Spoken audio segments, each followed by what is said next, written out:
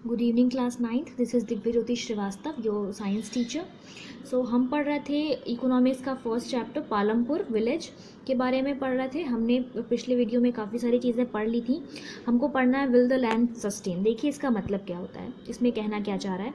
इसमें कहना ये चाह रहा है कि आपका जो लैंड है वो एक नेचुरल रिसोर्स है, ठीक है, एक प्राकृतिक संसाधन है।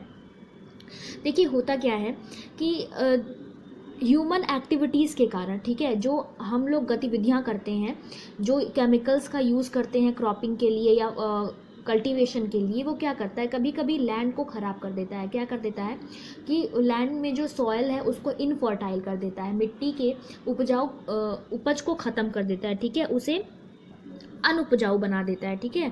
Green revolution is associated with the loss of soil fertility due to increased use of chemical fertilization. देखिए ग्रीन रेवोल्यूशन क्यों हुआ था, सॉइल फर्टिलिटी को लेकर हुआ था। आखिर हुआ क्या था, देखिए सॉइल जो फर्टाइल सॉइल था उससे फर्टिलिटी ख़त्म हो रही थी। क्यों? केमिकल फर्टिलाइज़र के यूज़ की वजह से, ठीक है, बहुत अधिक मात्रा में केमिकल्स का यूज़ करने की वजह से जो सॉइल था उससे फर्टिलिटी ख़त्म हो रही थी, ठीक है, और होती भी है, अभी भी होती है। इसके बाद देखते हैं how is land distributed between the farmers of Palampur. अब हमको ये देखना है कि पालमपुर में आखिर जो लैंड, जो भूमि है, वो किसानों में कैसे बांटी गई थी, ठीक है। तो in Palampur about 1/3 of 450 family are landless. देखिए 450 में से 1/3, 450 का 1/3, ठीक है, 450 का 1/3 जो फैमिलीज थी वो क्या थी, लैंडलेस थी, उनके पास अपनी कोई भूमि नहीं थी। That is 150 family. Most of them Dalits have no land for cultivation. और उसमें से सबसे अधिक कौन थे, दलित्स थे, मतलब एससीज थे। जो एससीज थे, जो दलित्स थे, वो क्या थे, उनके पास ही अधिकतर क्या था, लैंड नहीं था कल्टीवेशन करने के लिए, ठीक है। Of the remaining families who own land, 240 families cultivate A small plot of land less than 2 hectare in size. देखिए 240 परिवार ऐसे थे जिनके पास भूमि थी 2 हेक्टेयर से कम की थी, ठीक है। Cultivation of such plots doesn't bring adequate income to the farmer family, ठीक है, लेकिन वहाँ पे जो उपज होती थी, जो अनाज होता था, वो फार्मर के ही फैमिली के लिए भरपूर नहीं पड़ती थी, ठीक है। उसके बाद देखिए जितनी इंपॉर्टेंट चीज़ें हैं हम केवल उतनी ही पढ़ेंगे पहले, okay. Who will provide the labour. Labour का मतलब मजदूरी, कौन प्रोवाइड करवाएगा, कौन दिलवाएगा। After land labour is the next necessary factor for production. हमने पहले ही पढ़ लिया है कि लैंड प्रोडक्शन के लिए सबसे इम्पॉर्टेंट प्राइमरी रिसोर्स क्या है, लैंड है। सेकेंडरी रिसोर्स आपका क्या है, लेबर है, ठीक है। तो farming requires a great deal of hard work. आपको ये भी पता है कि किसानी करने में, कृषि करने में बहुत मेहनत करने की ज़रूरत होती है, ठीक है। Small farmers along with their families cultivate their own field. जो छोटे किसान होते थे वो अपने पूरे परिवार के साथ मिलकर क्या करते थे, खेती करते थे, okay. They provide the labour required for farming themselves. Medium and large farmer hire farm labours to work on their field.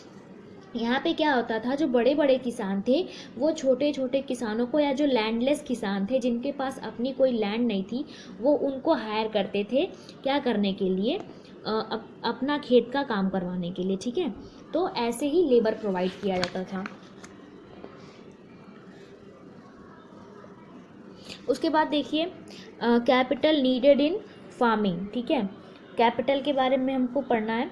You have already seen that modern farming methods require a great deal of capital, so that the farmer now needs more money than before. अब आपको ये भी पता है कि पहले के comparison में अब जो है पैसे की ज़रूरत, मुद्राओं की ज़रूरत ज़्यादा पड़ेगी, है ना। तो most small farmers have to borrow money to arrange for the capital, ठीक है। कैपिटल्स में मशीन्स भी आपकी आती हैं, तो मशीन को अरेंज करने के लिए जो छोटे किसान थे उनको क्या करना पड़ेगा, उधार लेना पड़ेगा। दे बोरो फ्रॉम लार्ज फार्मर्स और द विलेज मनी लेंडर और the traders who supply various inputs for the cultivation. या तो वो उधार किससे लेंगे, या तो बड़े किसानों से लेंगे, या तो ज़मींदारों से लेंगे, या तो व्यापारियों से लेंगे, ठीक है। The rate of interest on such loan is very high, और ऐसे उधार लेने पर इंटरेस्ट जो है, ठीक है, वो उनको बहुत अधिक, ब्याज दर जो है वो बहुत अधिक देना पड़ेगा उन्हें, किसको, छोटे किसानों को, ठीक है। They are put to great distress to repay the loan, और उस लोन को जो उन्होंने ज़मींदार या बड़े किसानों से लिया है, उस लोन को पे करने में क्या होगा, उन्हें ही बहुत ज़्यादा सफ़र करना पड़ेगा, उन्हें बहुत दिक्कतें आएंगी। आगे देखते हैं।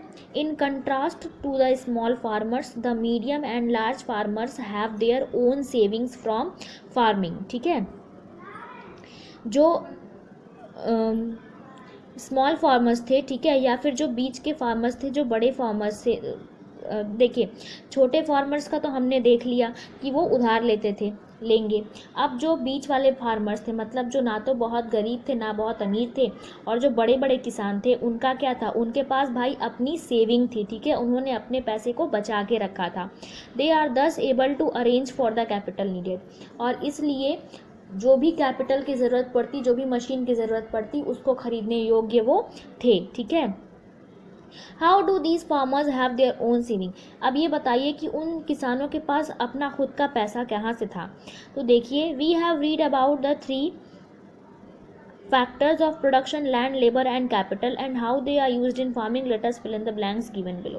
Among the 3 factors of production, we found that labor is the most abundant factor of production. There are many people who are willing to work as farm laborers in the village.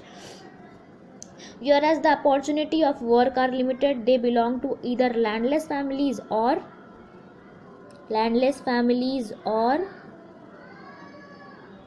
ये आपको fill करना है, ठीक है, ये आप पढ़ेंगे इसको और इसको फिल करेंगे, ठीक है। उसके बाद फिर मैं आपको इसको बताऊंगी कि आपको इसको कैसे कंप्लीट करना है, ठीक है। ये पूरी चीज़ ये आपको अपने अकॉर्डिंग करनी है। अब उसके बाद देखिए, sale of surplus farm production, ठीक है। सरप्लस का मतलब होता है बचा हुआ, ठीक है। तो जो बचा हुआ उत्पाद था, ठीक है, बचे हुए प्रोडक्ट थे, उनको क्या करते थे, उनको कैसे बेचते थे, ठीक है। तो let us suppose that farmers have produced wheat on their land using the 3 factor of production, ठीक है। अब चलो मान लेते हैं कि किसानों ने क्या उगाया है, गेहूँ उगाया है, ठीक है।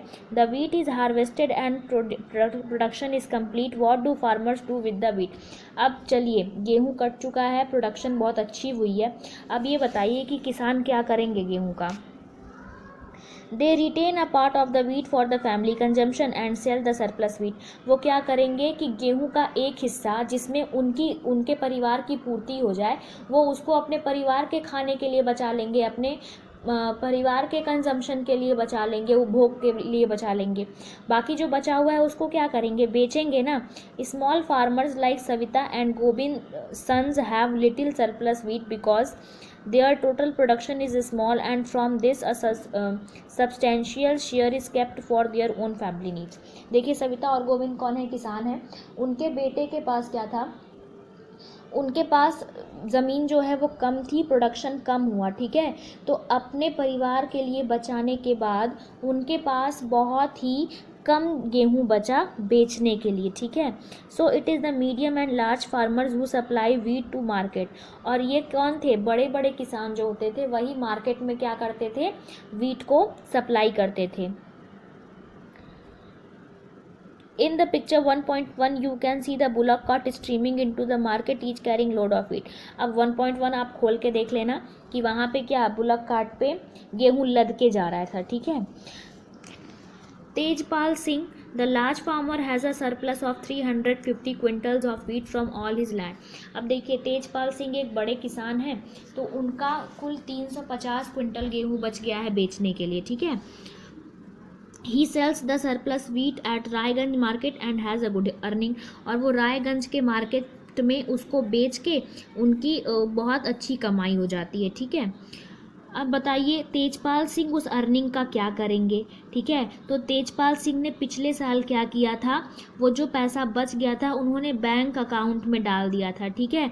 और फिर आगे क्या होता है, और फिर आगे क्या करते हैं कि वो सविता जैसे छोटे किसानों को अपने यहाँ अपने खेतों में काम लगाने के लिए, काम करवाने के लिए क्या करते हैं, यूज़ करते हैं। कैसे? जैसे सविता को वो बोलते हैं कि तुम्हें मेरे यहाँ काम करना है, और फिर वो उसको क्या करते हैं, पेमेंट करते हैं। ठीक है। अब देखिए, this year Tejpal Singh plans to use his earning to buy another tractor. और इस बार तेजपाल सिंह ने ये सोचा है कि जो पैसा बचा है, जो उन्होंने अकाउंट में रखा है, उससे वो क्या करेंगे, ट्रैक्टर खरीदेंगे। ठीक है। Like Tejpal Singh, other large and medium farmer sell the surplus farm product, a part of the earning is saved and kept for buying capital for the next season. और बाकी जो बीच के किसान हैं, जो मध्यम वर्गीय किसान हैं या जो बड़े किसान हैं, उन्होंने क्या सोचा है कि उन्होंने भी अलग अलग चीज़ें सोची हैं कि इस पैसे से हम ये करेंगे, नेक्स्ट सीज़न के लिए कोई अच्छा सा मशीन ले आएंगे जो फार्मिंग और अच्छे तरीके से कर सके। ठीक है। देखिए, अब हमारा लास्ट टॉपिक है शायद चैप्टर का, हाँ लास्ट टॉपिक है नॉन फार्मिंग एक्टिविटीज़ इन पालमपुर। अभी तो हम फार्मिंग पढ़ रहे थे, ठीक है, कि कृषि से रिलेटेड पढ़ रहे थे। अब हमको नॉन फार्मिंग पढ़ना है। ओके। अब देखिए, पहला है डेयरी। डेयरी मतलब other common activity. Dairy is the common activity in many family of Palampur. Dairy का मतलब होता है जो दूध बेचने का काम करते हैं, दूध को बेचना। ठीक है। People feed there buffaloes on various kind of grass and the जोवार and bajra that grow during the rainy season. The milk is sold in Raiganj, the near by large village. देखिए, अब यहाँ पे क्या होता है कि भाई गांव में भैंसें तो सबके पास होती हैं, ये अपने भैंस को खूब अच्छी अच्छी घासें खिलाते हैं, बाजरा खिलाते हैं, जवार खिलाते हैं, और जब वो दूध देती है तो वो दूध क्या करते हैं, उसको बेचते हैं और उससे पैसे कमाते हैं। ठीक है।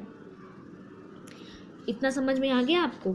दूसरा देखते हैं, an example of small scale manufacturing in Palampur. देखिए, छोटे स्तर पर मैन्युफैक्चरिंग का मतलब होता है उत्पाद करना। ठीक है। तो छोटे स्तर पे क्या है, at present less than 50 people are engage in manufacturing in Palampur. इस समय की बात है, 50 से भी कम लोग लगे हुए हैं मैन्युफैक्चर करने में। Unlike the manufacturing that takes place in the big factory in the town and cities, manufacturing in Palampur involves very simple production method. देखिए, जैसा बड़े बड़े शहरों में बड़ी बड़ी कंपनीज मैन्युफैक्चरिंग करती हैं, उस तरह तो ये लोग नहीं कर पा रहे हैं, लेकिन ये लोग क्या करते हैं, छोटा मोटा मैन्युफैक्चरिंग करते हैं। ठीक है। एक दूसरे की हेल्प करते हैं। उसके बाद हम देखते हैं the shopkeepers of Palampur. Shopkeeper मतलब छोटे, बहुत से लोग ऐसे हैं जो अपनी अपनी दुकानें चलाते हैं। दुकानें किस चीज़ की चलाते हैं भाई? कुछ लोग ग्रॉसरीज़ के चलाते होंगे, किराना मतलब आप जो डेली आप घर में यूज़ करते हो, किचन्स में आपकी यूज़ होती हैं। कुछ लोग ग्रॉसरी के चलाते होंगे, कुछ लोग स्टेशनरी की शॉप्स चलाते होंगे, जैसे जहाँ पे पेन, इरेज़र, पेंसिल, शार्पनर्स, आपको स्कूल से रिलेटेड सामान मिल जाए। ठीक है। तो ये हो गए आपके शॉपकीपर्स। और हो गए आपके ट्रांसपोर्ट। देखिए, ट्रांसपोर्ट क्या है, बहुत से लोग ऐसे भी होंगे जो वहाँ पे टांगा चलाते होंगे या जो बैलगाड़ी चलाते होंगे। तो भाई जो लोग यूज़ करते हैं, अब मान लीजिए किसी को गेहूँ बेचने शहर जाना है, किसी को गेहूँ बेचने रायगंज जाना है। ठीक है। तो वो अपने सर पे लाद के थोड़ी ले जाएगा गेहूँ, नहीं ले जा पाएगा ना। तो वो क्या करेगा, किसी की बुलक कार्ट, किसी की बैलगाड़ी हायर करेगा। तो जिसकी बैलगाड़ी हायर करेगा उसे पैसे तो देगा ना, तो वही हो गया ट्रांसपोर्ट हो गया। ठीक है। देखिए, हमने इकोनॉमिक्स का एक चैप्टर कंप्लीट कर लिया है। ठीक है।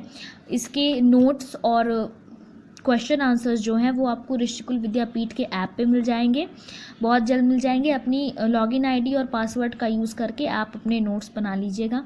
देखिए, पासवर्ड्स उन्हीं स्टूडेंट्स को मिला है जिनका एडमिशन हो चुका है। तो अगर आपका एडमिशन नहीं हुआ है तो आप अपना एडमिशन जल्द से जल्द करा लें। ठीक है। Till then have a nice day.